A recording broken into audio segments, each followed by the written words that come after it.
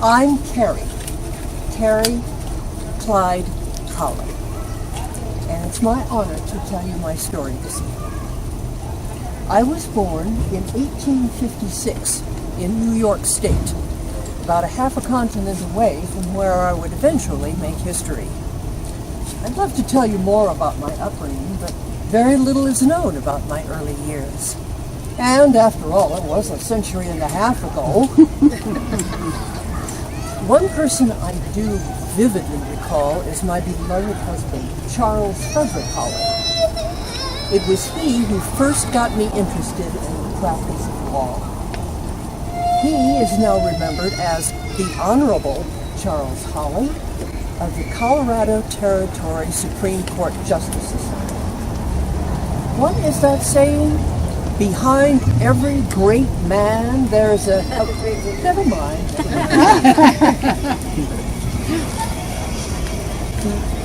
Charles and I had two lovely children, Emily and Helen, and eventually our family moved west to Colorado.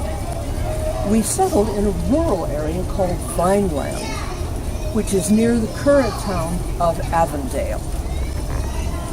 It wasn't long after the move that a burning interest in getting involved in politics began to consume my thoughts. I was, after all, at that point, a licensed attorney, and so I took a position on the Vineland School Board to test the waters. The year was 1893, and Colorado was the first state to give women the right to vote. Well, Utah and Wyoming had us beat, but neither of them was a state. They were still territories. Colorado was a state. I knew I was educated and had the ambition to run a successful campaign to be elected to the Colorado State Legislature. And so that became my mission. And I hit the ground running.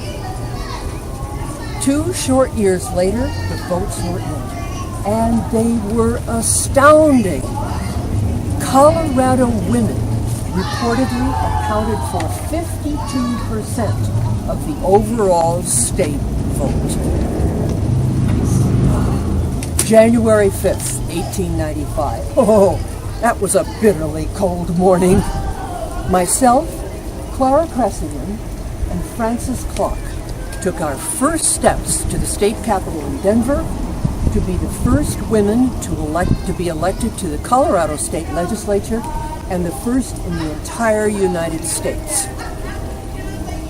I was the first woman to draft a bill, present it to my mostly male colleagues, fight for its value, and see it come to fruition by being written into law.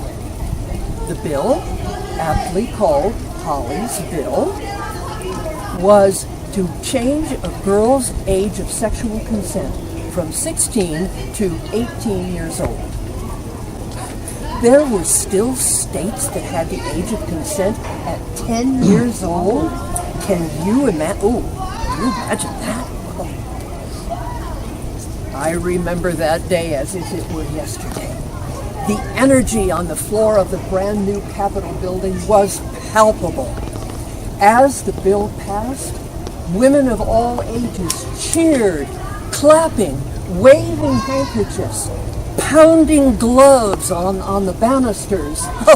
One woman even hissed loudly at the sergeant-at-arms when the opposition attempted to speak. It was a glorious day and another victory. I was later recognized by the National American Women's Suffrage Movement for my efforts. I led the way for my fellow women to be heard and to represent the great state of Colorado, which is one of the top states for women legislators.